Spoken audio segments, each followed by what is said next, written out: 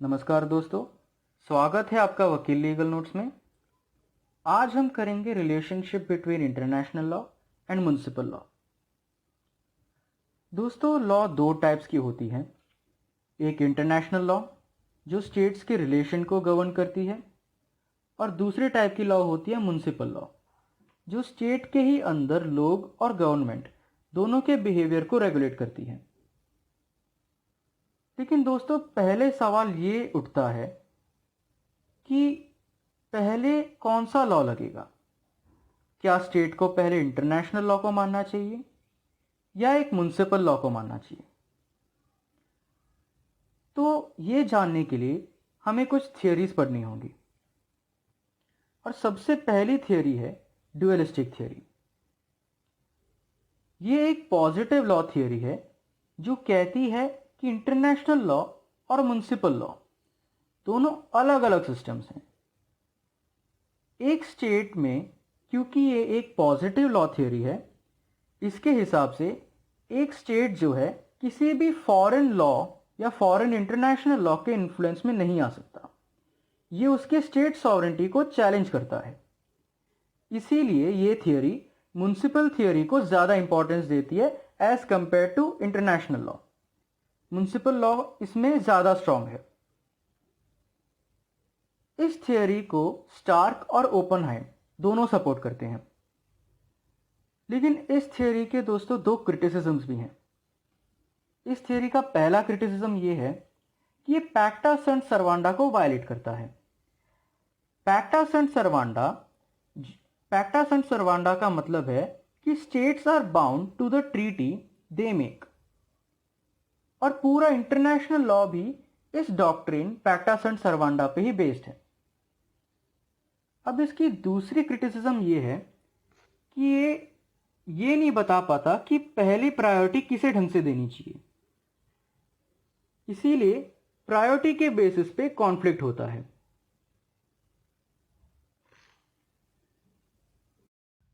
फिर हम बात करते हैं दोस्तों मोनेस्टिक थ्योरी के बारे में, जो थोड़ा नेचुरल लॉ से इन्फ्लुएंस्ड है।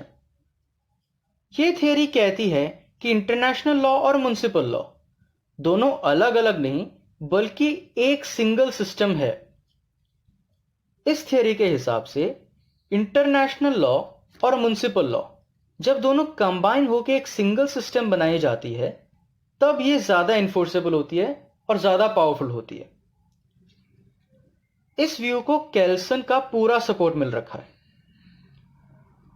लेकिन इस थ्योरी की भी एक क्रिटिसिज्म है दोस्तों, और वो क्रिटिसिज्म ये है कि एक स्टेट सॉवरेंटी को चैलेंज करता है, स्टेट सॉवरेंटी को नहीं मानता। तो जो भी म्युनिसिपल लॉ अगर एक स्टेट बनाएगी, तो अगर वो म्युनिसिपल लॉ इंटरनेशनल लॉ के खिलाफ जाता है, तो वो म्युनिसिपल लॉ वॉइड माना जाएगा इस थियोरी के हिसाब से। फिर हम दो एडिशनल थियोरीज के बारे में पढ़ेंगे। पहला है ट्रांसफॉर्मेशन और स्पेसिफिक एडॉप्शन थ्योरी। इस थियोरी के हिसाब से इंटरनेशनल लॉ को वैलिडेशन और एनफोर्सिंग पावर तब तक नहीं मिलती जब तक म्युनिसिपल लॉ उसे एक्सेप्ट ना करे। यह थोड़ा पॉजिटिविस्टिक सोच रखता है, इसीलिए जो है म्युनिसिपल लॉ को थोड़ी ज्यादा प्रायोरिटी मिली है। इसका एक case Jolly George Varghese versus bank of Cochin है। इस थियोरी के हिसाब से इस थियोरी के एग्जाम्पल्स हम एनवायरमेंटल लॉ में देख सकते हैं, ह्यूमन राइट्स में देख सकते हैं। फिर हम बात करते हैं हार्मोनाइजेशन थ्योरी की। हार्मोनाइजेशन थ्योरी का मतलब यह है कि दोनों इंटरनेशनल लॉ और म्युनिसिपल लॉ दोनों बराबर हैं, कोई भी एक दूसरे का सुपीरियर नहीं। अगर इनके बीच में कभी भी कोई भी कॉन्फ्लिक्ट आए, तो ये उस समय के जूरिस्ट और जज का काम होता है कि इन दोनों के बीच में बैलेंस बनाना, हार्मनी बनाना। इसीलिए इसे हार्मोनाइजेशन थ्योरी कहते हैं। अब हम ये देखते हैं कि इंडिया ने कौन सा अप्रोच इस्तेमाल किया है।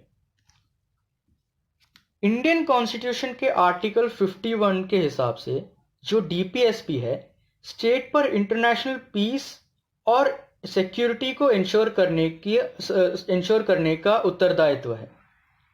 आर्टिकल 253 के हिसाब से पार्लियामेंट इंटरनेशनल लॉ को म्युनिसिपल लॉ का रूप देकर इंप्लीमेंट कर सकती है। और इनके एग्जाम्पल जैसे हमने पहले भी डिस्कस किया है, environmental law, women's rights, human rights etcetera, ये सारी चीजें बन के आती हैं।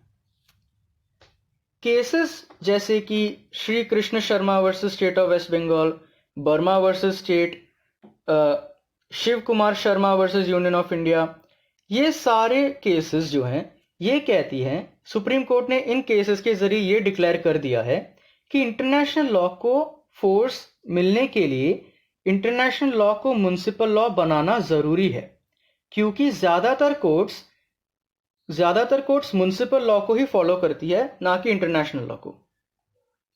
तो इससे हम ये साबित कर सकते हैं कि, और इससे ये कंक्लूजन आता है कि इंडिया में दोनों डुअलिज्म और मोनिज्म दोनों को प्रैक्टिस किया जाता है।